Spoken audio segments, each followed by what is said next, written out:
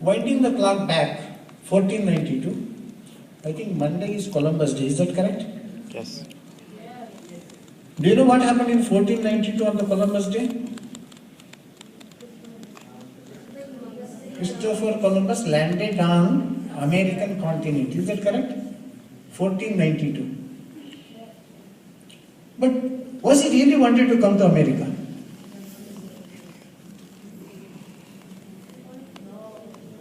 Where was he wanted to go? India. There was no GPS at that time. There was no navigation at that time.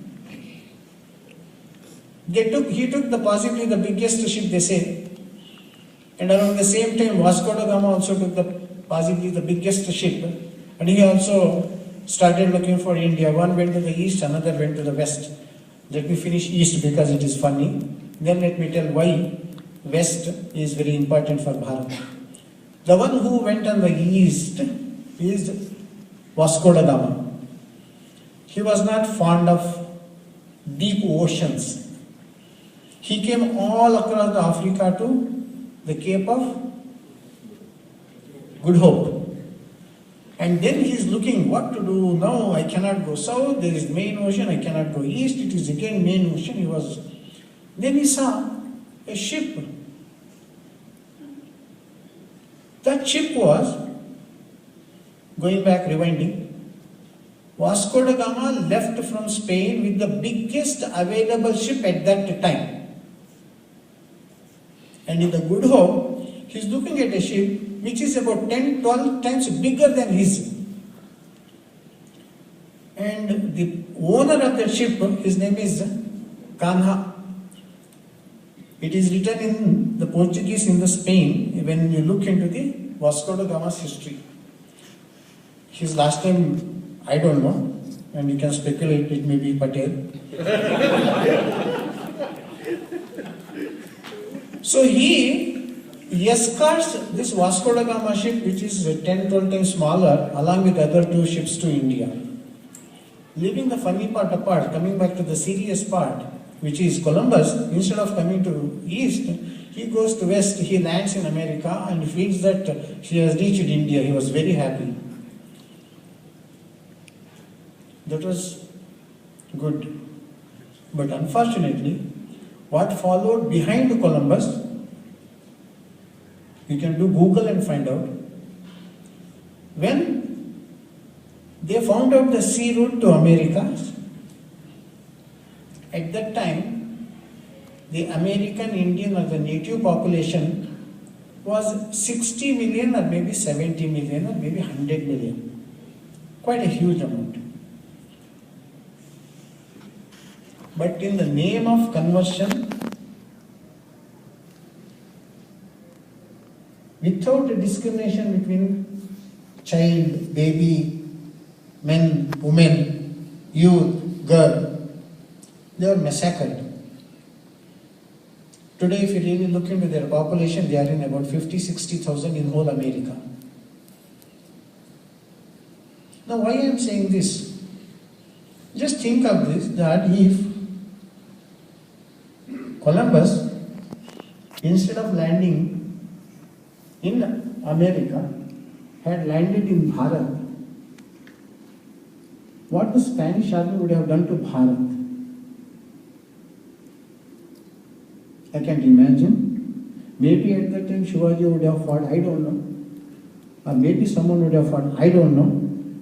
But really looking into Indian history, looking at the people who really stood for the Hindu Samaj, the hopes are not that great that India would have been protected to a certain extent by this Spanish army at that time. So in other words, simplistically, it may be for a reason America became the scapegoat for Bharat. If that is the scenario, then we really owe a lot. In Indian Dharma tradition, they say, right? Matru Runa, Pitru Runa, Samaja Runa, and Deva Runa. And this falls under Samaja Runa. Somebody sacrificed for us. They had no role to play, but they still sacrificed. That is what all about our dharma. So we can take the situation that has happened in the past. And also, as Raviji mentioned, again I am going to use his own thing that we have to act.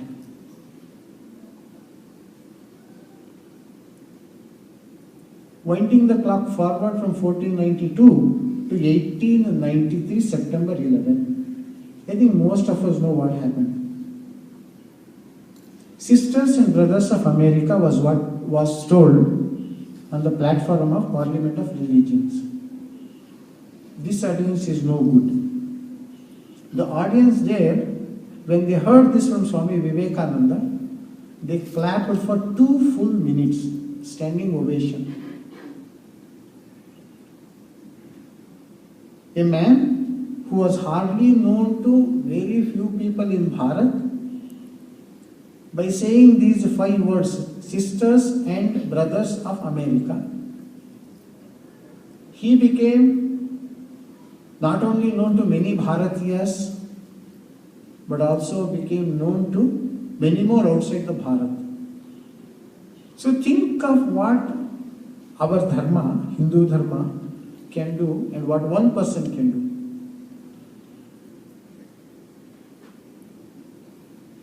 Today in Bharat,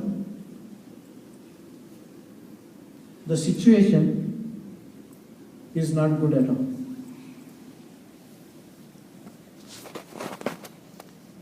In Ramayana, when Tataki came, Vishwamitra was very able to easily identify that is Tataki. In Mahabharata, when Putani came, except Krishna, nobody was able to recognize that is a demon, demonic force.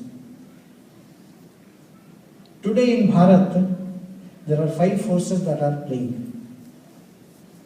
The Islamic forces, the Christian forces, the Naxalites and the Maoists, the pseudo-secular forces, as well as the terrorists.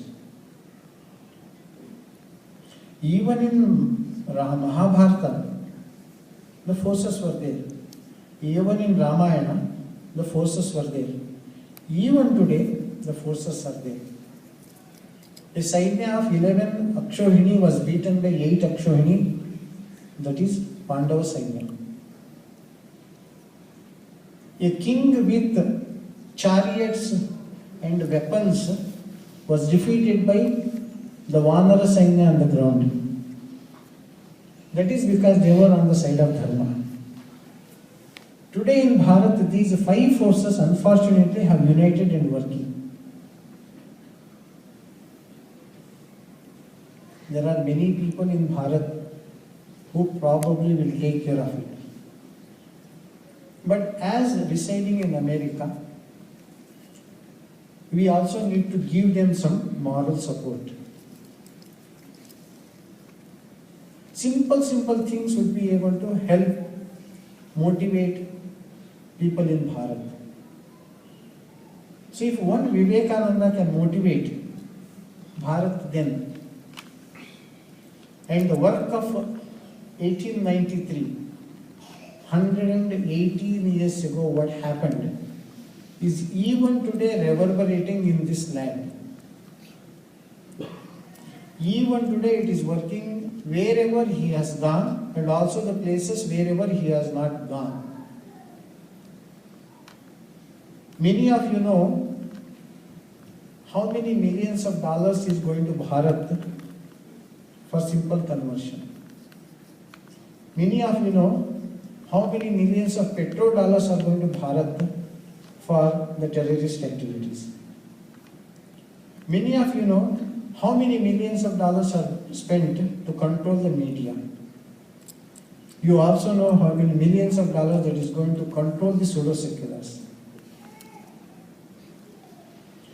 But as Hindu Dharma, how much we are spending to convert people? None. 0.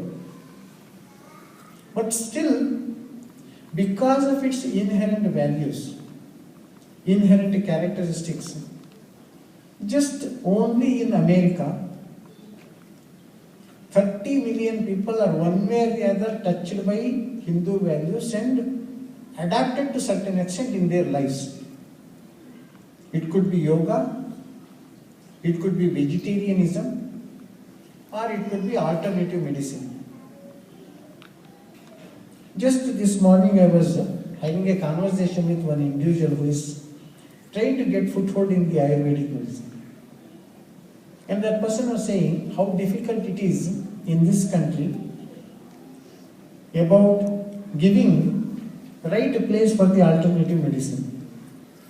Vandanaji, probably being a Ayurvedic doctor, she also knows the challenges that is there today in this society. But the same person was very optimistic. The way the things are going on in this country, the way the things are coming out about the drug discovery and its implications, the way the things are going on, the reality is not too far about welcoming Ayurvedic medicine very quickly. So without spending, just because of the inherent nature of the Hindu Dharma, if people accept, that is what we can do. For us, whether we recognize or not, we have the vehicle Shakha.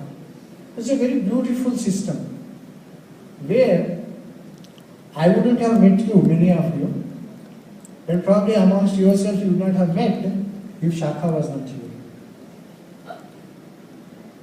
Shakha has given us a tool to do a lot of things. And we need to practice it. Only when you practice, you will be able to tell the things in confidence. Few years ago, I was reading the life of Sri Guruji, second Sarsanga Chalak of Rashtriya Swayamsevak Sangh. This was, I think, in 1939. And at that time, Guru Dr. Ji, who was the founder of Rashtriya Swayamsevak Sangh, was ill. And at that time, the founder, president of Janasangha, Dr. Shyamprasad Mukherjee, before starting the political party, wanted to discuss. So he comes to meet Dr. Ji. And Dr. Ji was not being well and he was resting. So he stands outside, sits. And at that time, Guruji was taking care of Dr. Ji. So Guruji engages him in the conversation and Dr. Shyamprasad Mukherjee is asking the question and Guruji is answering. And Guruji is saying that in spite of I am giving the answer, you don't see that the person is satisfied with the responses. So after some time, Dr. Ji wakes up and he calls, and then Dr. Shyamprasad Mukherjee is asking the questions to Dr. Ji. You can imagine when this conversation is going on, Guruji is sitting silently and watching. For Guruji's surprise, the answers given by Dr. Ji were not different than what he already answered to Dr. Shyamprasad Mukherjee. But contrary to that, the expression of Shyamprasad Mukherjee now, although he heard the same answers, earlier he was not satisfied with Guruji, but now he is satisfied with the Dr. Ji. And Guruji thinks about it, and then he realizes what Guruji said is theory. What Dr. Ji said is practice the sadhana. When we practice, what we tell becomes much more confident. So with these few little thoughts from myself, let us take this day as a day for us to increase our commitment to the Shakha. We only have to act in the Shakha. Shakha apani shakti पीठ है करे प्रभावी प्रस्थापन. Sangha has taken this as a method to inculcate character, personality, leadership qualities, organization skills, and the mission is Every day we say it in Prarthana. Hindu Sangathan for Vishwa Mangala Hetave. Hindu Sangathan for Vishwa Shanti Pravartake. Hindu Sangathan is like number 1 or 2 or 3 and everything else is 0. If you don't have that Sangathan, 0 has no value. If you have a Sangathan ahead of us, there will be a lot of value for the organization. Is it a theory? No. Why? Because Sangh has told in Bharat. There is a nice comparison between communism and Sangh, which almost started around the same time. Pujaniya Sarsanga Chalak Mananiya Mohanji once in his Baudhik mentioned, a theory was tried to impose on the society and it got failed in many places, that is communism. By practice, incorporated and made it better evolved, and that is Sangh. So if you understand this little finite element of what Sangh and what is my role in it, accomplishing Vishwamangala Hetave, accomplishing Vishwa Shanti Pravartake is a dream that can come true, and that realization can happen in our lifetime. And if that happens, whatever we say in Prarthana, Vishwa Dharma Ki Jai, will not remain as a theory, but it will become a practice. Namaste.